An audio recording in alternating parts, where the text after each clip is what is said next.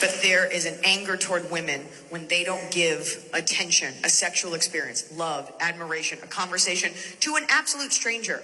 And there can be deadly consequences for it. And that's not her fault, but this is what happens. That kid that shot up the University of Santa Barbara a couple years ago, I know, it is hard to keep them straight, America, but this one was different. It is happening a lot, because this kid right? wrote a whole manifesto about how women don't pay attention to him and don't sleep with him, and this is what they deserve. That guy that shot up that Asian strip mall in Atlanta, he had a whole interview about how women don't sleep with him, and he's alone, and this is what they deserve. Gentlemen, if you are not having sex, and we're not talking a dry spell, we're not talking you're a little shy. We are talking if you don't have sex and the narrative of your life is that you are not having sex because women are bitches, women are whores, you're a nice guy and you deserve better.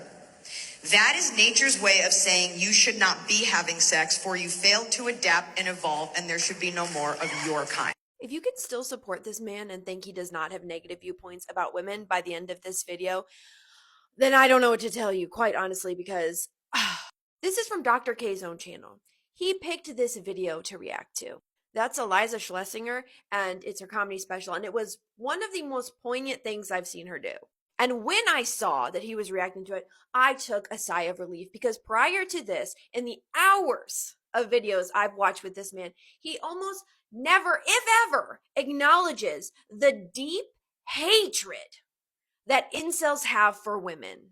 How that hatred leads to violence. But here, Eliza points it out. She talks specifically about the manifestos of these violent men. How not having access to women is the reason they say they did what they did.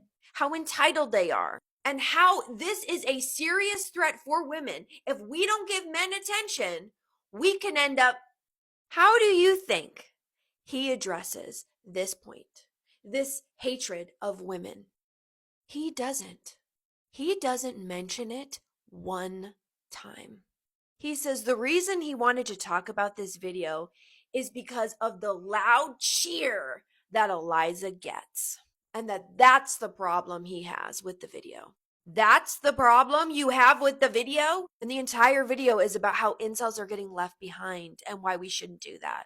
He starts the video by telling his viewers not to hate on Eliza, that she probably has a more nuanced take, but that she was probably just being, a little bit extra for the special. As if Eliza is the villain.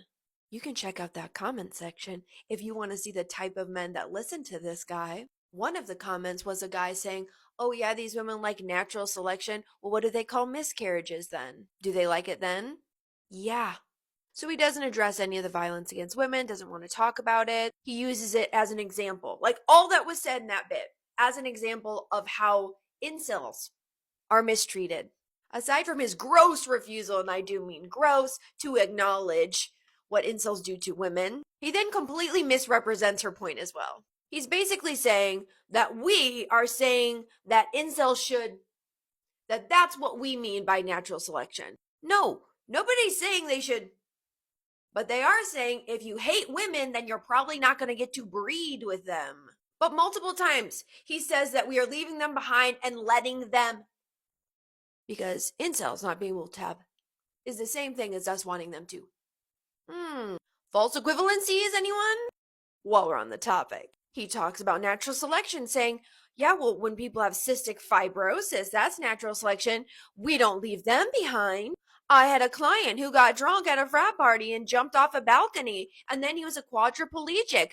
Did we leave him behind? No. There's two more comparisons that I think are particularly egregious and very telling about him. And then there are other versions of this as well. If we look at other people with addictions, so people who share needles and get HIV, that's a choice that they make. Should we let them die?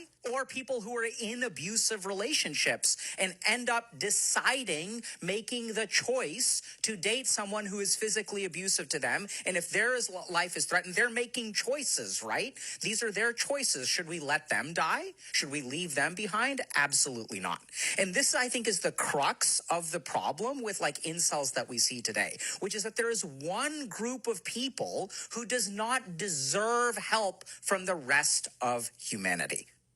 That's the problem, right? When it comes to everyone else, if you make a dumb choice to date the wrong person and you get physically abused, we're on your side. We should step up as a society to help domestic violence victims. I completely agree. Please tell me you heard that. At the end there, he's talking about domestic violence victims. And while, of course, it can be any gender, we know predominantly it is at the hands of men that people are being abused. He says incels make a choice to be an incel, but we don't support them when people who are in abusive relationships make the dumb choice to be with abusers. I'm sorry, what did you say? I fear your mask may have slipped there, my guy. Do you think victims of abusers are dumb? People trapped in the cycle of abuse are dumb to still be in it? Not a very good viewpoint for a psychiatrist. So we have a lot of empathy for incels, but we don't want to address any of the violence towards women that Eliza mentioned. And now you say that people who date abusive people are dumb. It's a dumb choice. Isn't the blame on the abuser? But that's not the only blame he shifts. Where Eliza says point blank in the manifestos that these men hated women and they said that's why they did it, he says, no, it's not. Stay tuned for the next part.